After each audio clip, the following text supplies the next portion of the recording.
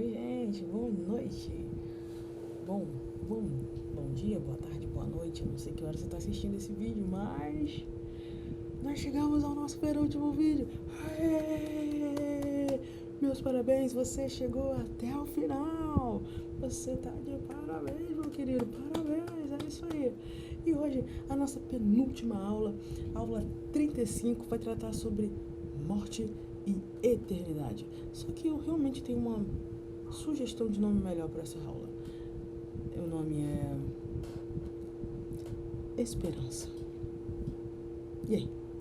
Em que você tem colocado a sua esperança? Pega o seu café, pega a sua água, pega o seu livrinho e vamos começar. Então, Paulo, quando fala aos Coríntios, na sua primeira carta aos Coríntios, ele solta uma frase que é a base da coisa toda. Se a sua esperança em Cristo é somente para essa vida, você é o mais infeliz dos homens. E nós sabemos que nós não somos os mais infelizes dos homens. Na verdade, nós somos os mais felizes. Já diz a música que a gente canta na igreja. Mais feliz da terra. Terra. Isso aí. Por quê? Porque nossa esperança não está nesse mundo, mas está na eternidade. Nossa esperança está além daqui. Sabe, quando Cristo morreu naquela cruz, a Bíblia diz que ele aceitou o desafio pela esperança que lhe foi proposta. E a esperança que lhe foi proposta foi a gente. Foi uma eternidade de comunhão com ele. Então, os olhos dele estavam ali sofrendo tudo que sofreu, mas com os olhos na eternidade. Não no aqui, mas no lá. No aqui, naquele momento que ele paga a nossa dívida, que ele entrega a Deus o sacrifício requerido pelo nosso pecado, pela nossa culpa, quando ele nos liberta do domínio das trevas e nos leva para o reino do Filho do amor, seu amor, quando ele nos liberta da escravidão do pecado, ele inaugura um processo na nossa vida. Como ele mesmo vinha pregando, ele dizia, é chegado o reino dos céus. É chegado o reino dos céus. É chegado, mas não está completado. E não completou na cruz. Na verdade, começou na cruz. E o que aconteceu ali? Começou um download. Começou um processo de santificação, um processo de tratamento, um processo de libertação, um processo de cura, um processo de libertação desse corpo de carne para um corpo glorificado. Mas não é só o corpo, isso aqui também precisa ser mudado. E esse processo de santificação é com o Espírito Santo. Mas ali ele começou um processo. E todos nós estamos nesse processo hoje. Ainda. É o que a gente chama de já e ainda não. Como diz Paulo, bendito seja o Deus e Pai de nosso Senhor Jesus Cristo, que nos abençoou com todas as bênçãos espirituais nas regiões celestiais. E nós já estamos assentados com Cristo nas regiões celestiais. Nós já podemos ter vislumbres da eternidade, tendo relacionamento com Deus, sentindo a sua presença, sendo liberto da consciência desse mundo, do reino das trevas, né, aprendendo a viver no reino do Filho do amor, né, no reino de Deus. E mas também a gente também se depara com o ainda. A gente ainda está preso nesse corpo de carne que está sujeito às paixões desse mundo. Então a gente fica naquela guerra do miserável homem que sou, quem me livrará do corpo dessa morte. A gente tá nessa luta, sabe?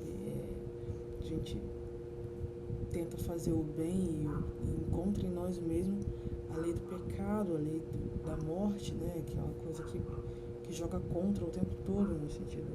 Por exemplo, você resolve fazer uma dieta porque você entende que seu corpo é templo do Espírito Santo, que você precisa mantê-lo saudável, até mesmo para fazer a obra que Deus tem colocado na sua mão para fazer. E sem saúde você não vai conseguir realizar absolutamente nada. Mas aí você começa a perceber que esse corpo aqui essa gracinha aqui, que você tá tentando manter saudável, vai jogar contra o tempo todo. Por exemplo, eu preciso comer salada. Preciso comer salada. Mas o que isso aqui tá pensando? Eu quero bolo. Eu quero bolo. Eu quero me entupir com bolo. Bolo de chocolate, bolo da Michelle, do Cláudio. Mas, gente, eu quero bolo. Quer banoffee, quer doce. Quer um monte de coisa que não vai ajudar, gente. Não vai ajudar. Você precisa entender que o nosso cérebro, ele é uma máquina. E sim, ele vai jogar contra você na maioria das vezes, porque ele vai sempre escolher o que vai dar prazer mais rápido. E dar prazer mais rápido, às vezes, não vai ser comer salada a longo prazo. O prazer mais rápido não vai ser levantar cedo para correr. O prazer mais rápido não vai ser acordar cedo para, sei lá, estudar. O prazer mais rápido vai ser dormir. O prazer mais rápido vai ser comer o que você quiser. O prazer mais rápido vai ser dar vazão às suas emoções. Não é mesmo? Quando o que a palavra diz é sobre o domínio próprio, sobre ser contra a glutonaria, ser contra... enfim, né? É aquele autocontrole que vem do Espírito Santo mesmo, né? Que vem de uma capacitação do Espírito Santo, é um foco, é uma disciplina que precisa vir de uma consciência, né? Consciência do que é melhor. Porque senão você vai se deixar levar e assim você vai levando a vida sem nunca aprender absolutamente nada. Só se deixando levar como um animal racional pelos seus instintos. Mas a gente não foi chamado para ser assim, né? Nós somos seres humanos e, além de seres humanos, porque Coríntios, né? Como é que ele fala? Somos filhos de Deus e a gente está aqui nesse mundo atento ao que a palavra diz, né? E como a gente ainda está preso nesse mundo, jogando com o miserável homem que sou, que me livrará do corpo dessa morte, a gente ainda está tendo que fazer parte. Lembra que esse corpo aqui ele foi criado do pó da terra. Então ele é parte integrante dessa terra caída, desse mundo que está sujeito a tristeza, sujeito a sofrimento, sujeito a dor, sujeito a doenças, sujeito às consequências da queda, né? Então, a gente já tem vislumbres da eternidade, já conhecemos pelo menos um pouco, mas um dia conheceremos plenamente como somos plenamente conhecidos. Mas ainda estamos lutando para que a gente entregue nossos corpos como um culto racional a Deus, né? É uma luta. Eu quero ser o que Deus me chamou para ser. Eu ainda não. Eu ainda tô tendo que lutar contra as minhas vontades e aí eu percebo que eu tenho que fazer uma força descomunal até para dizer não para mim, pro meu corpo, para minhas vontades, para os meus desejos. Nossa aula hoje é sobre morte e eternidade. A gente está aqui falando sobre o já e o ainda não, porque é exatamente esse o ponto que faz a gente perceber por que a gente ainda está morando num mundo que é sujeito a dor, sujeito a sofrimento, sujeito a momentos ruins, né? Lembrando que Jesus disse: no mundo vocês terão aflições mesmo, mas tem de bom ânimo, eu venci o mundo. E aí você se lembra de que, cara, não vai acabar aqui. Então tudo bem, existe uma eternidade com Cristo. E é isso. Enquanto isso, a segunda pergunta fala assim: tá, mas enquanto não chega o dia dessa segunda volta de Jesus, em que finalmente teremos o nosso corpo glorificado, pecado, seremos livres do pecado, da tristeza, do sofrimento, da dor, teremos plena comunhão com Cristo o resto da eternidade. O que acontece com os mortos até lá? Vamos fazer o seguinte, vamos estabelecer um ritmo aqui. A gente pergunta e a Bíblia responde. E a pergunta 2 diz o seguinte: enquanto esse dia não chega, o dia do juízo final, o dia de volta de Jesus, quando o reino de Deus será estabelecido, finalmente estabelecido, né? Porque ele foi estreado, mas ainda não foi consumado. Então, no dia que isso acontecer, no dia que o reino for consumado, até lá, o que acontece com os mortos? Vamos lá. Filipenses 1:23, Paulo diz o seguinte: eu estou cercado pelos dois lados, eu tenho o desejo de partir e estar com Cristo, o que é incomparavelmente melhor. Quem morre com Jesus parte para estar com Ele. Quem morre debaixo do perdão de Jesus, debaixo da graça de Deus, parte para estar com Jesus para a eternidade. Tá. 2 Pedro 2, de 9 a 10, diz o seguinte: assim, o Senhor sabe livrar da provação os piedosos e manter os injustos sob castigo para o dia do juízo, especialmente aqueles que, seguindo a carne, andam em desejos impuros e desprezam qualquer autoridade. Atrevidos, arrogantes, não temem difamar os seres celestiais, enfim, continua. Então aqui a gente vê que o Senhor sabe livrar da provação os piedosos e manter os injustos sob castigo para o dia do juízo. A gente vê que quem morre sem Jesus, ou seja, na injustiça, né, para que Cristo é a justiça de Deus, morrer sem Ele é morrer debaixo da injustiça, sem a cobertura do seu sangue, sem a cobertura do perdão de Cristo, morrer sob castigo e de alguma forma esperando o dia do juízo. Beleza. E aí você me pergunta, mas essas pessoas vão estar conscientes? Essas pessoas vão saber quem elas são? Como é que funciona essa parte da consciência? Essa resposta a gente vai ver na parábola do rico e do Lázaro. Ora, havia certo homem rico que se vestia de púrpura e de linho finíssimo e que se alegrava todos os dias com grande ostentação. Havia também certo mendigo chamado Lázaro, coberto de feridas, que ficava deitado à porta da casa do rico. E ele desejava alimentar-se das migalhas que caíam da mesa do rico, e até os cães vinham lamber as feridas. Aconteceu que o mendigo morreu e foi levado pelos anjos para junto de Abraão. Morreu também o rico e foi sepultado. No inferno, estando em tormento, o rico levantou os olhos e viu ao longe Abraão e Lázaro junto dele. Então, gritando, disse: Pai Abraão, tenha misericórdia de mim. Mande que Lázaro molhe a ponta do dedo em água e me refresque a língua, porque estou atormentado neste fogo. Mas Abraão disse: Filho, lembre-se de que você recebeu os seus bens durante a sua vida, enquanto Lázaro só teve males. Agora, porém, ele está aqui consolado, enquanto você está em tormentos. E, além de tudo, há um grande abismo entre nós e vocês, de modo que os que querem passar daqui para aí não podem, passar daqui até vocês não podem, nem os de lá passar para cá. Então o rico disse: Pai, eu peço que mande Lázaro na minha casa paterna, porque tenho 5 irmãos, para que lhes dê testemunho, a fim de que não venham também para este lugar de tormento.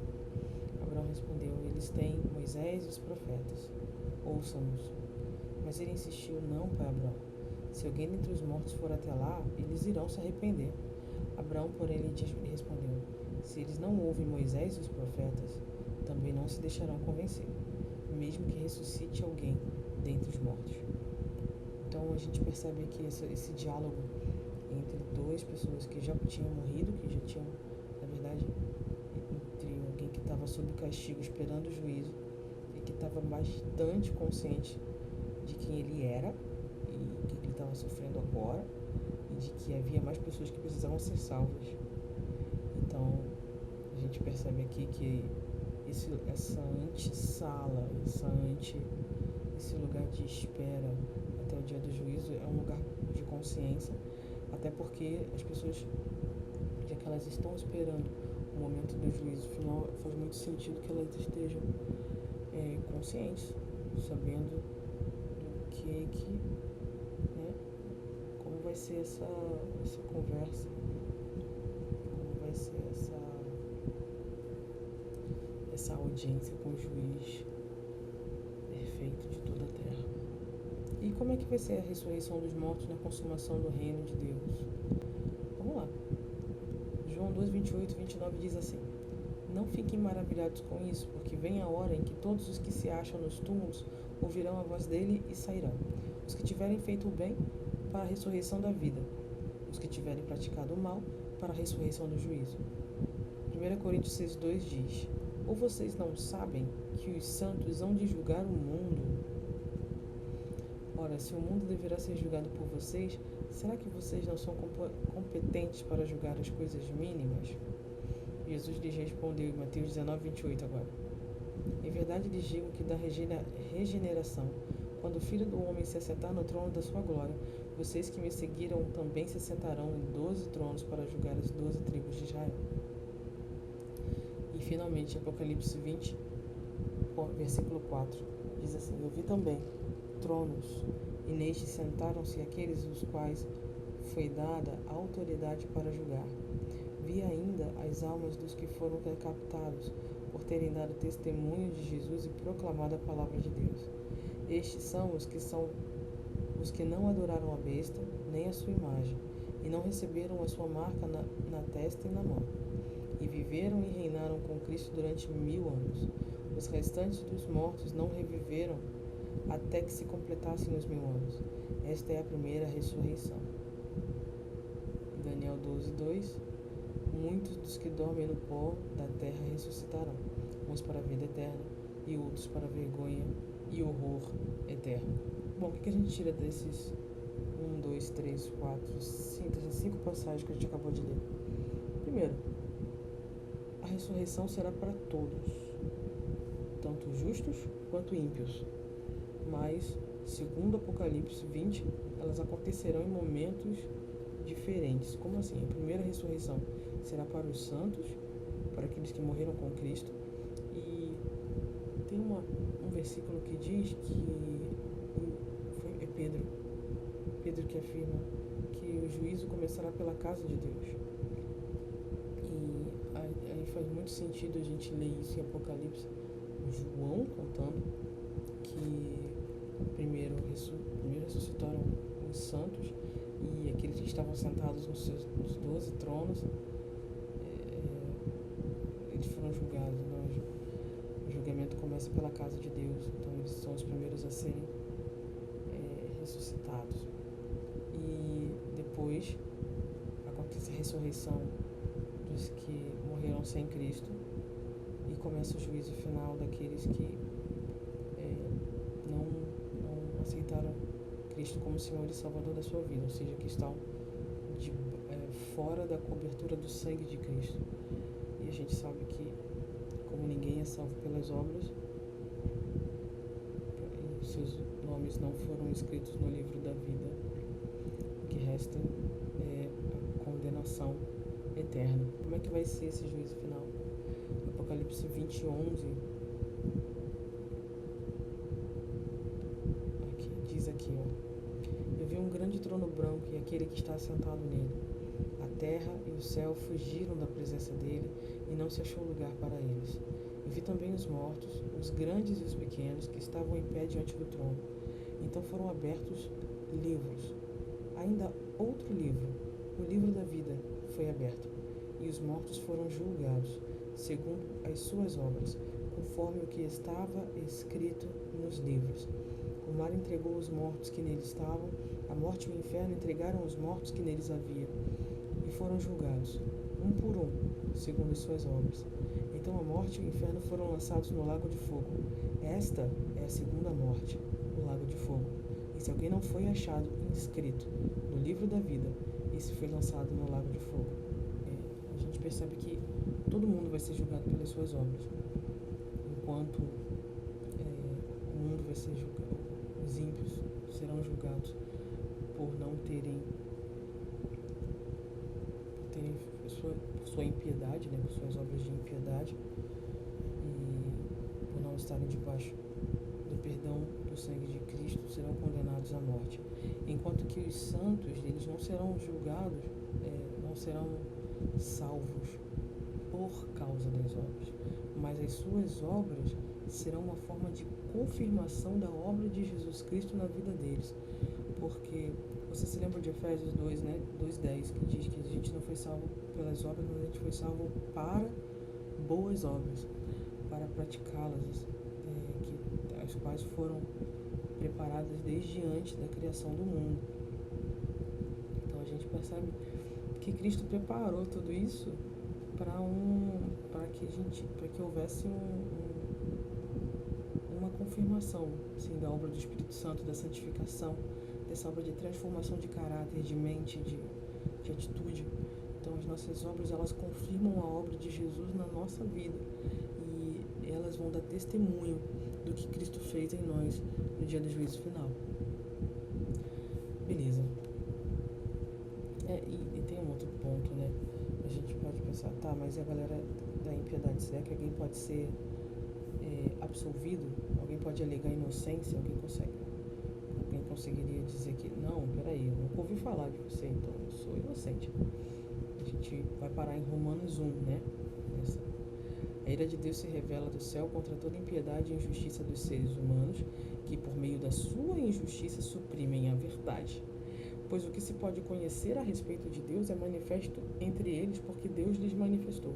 Porque os atributos invisíveis de Deus e o seu eterno poder e a sua divindade claramente se reconhecem desde a criação do mundo, sendo percebidos por meio das coisas que Deus fez. Por isso, os seres humanos são indesculpáveis. Romanos 18, 19 e 20. O que acontece nesse momento?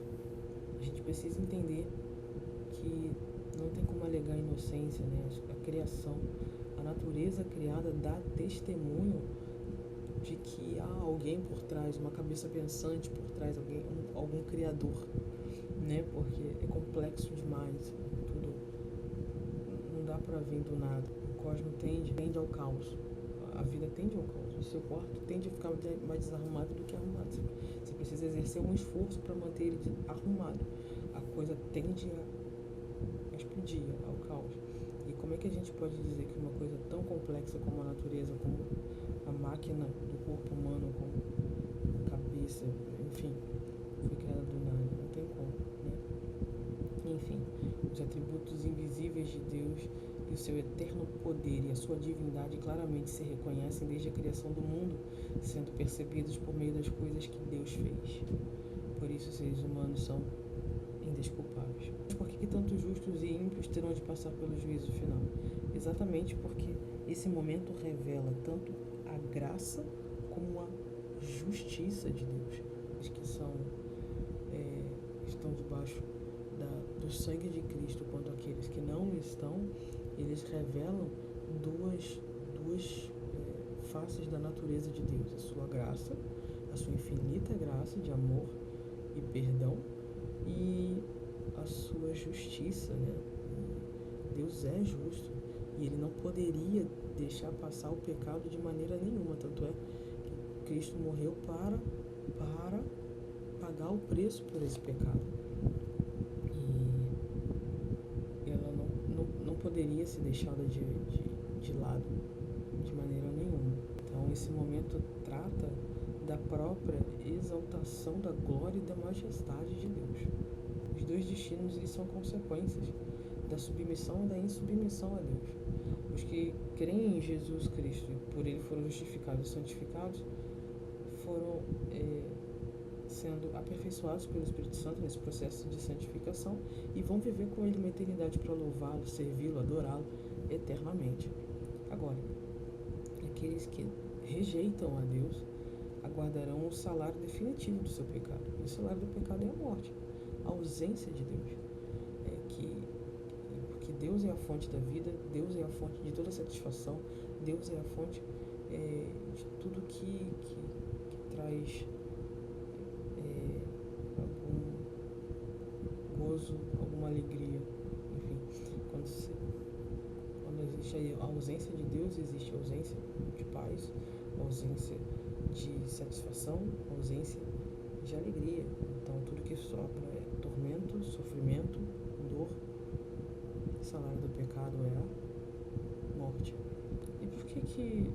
E por que haverá tanto o céu como o inferno? Afinal das contas, esses dois lugares, essas duas sentenças finais são a representação definitiva da graça e do juízo de Deus. Essas duas sentenças, elas apontam definitivamente para Cristo como o único caminho de salvação.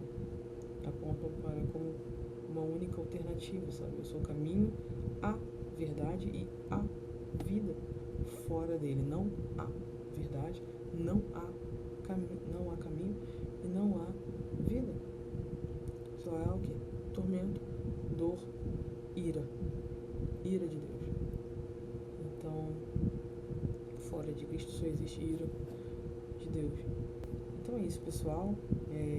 Graças a Deus chegamos ao final da nossa penúltima aula e eu espero que pensar sobre essas coisas faça com que o seu coração gere vida, gere esperança, gere forças para continuar lutando aí, né, para servir a Deus de maneira excelente, que todos nós estamos.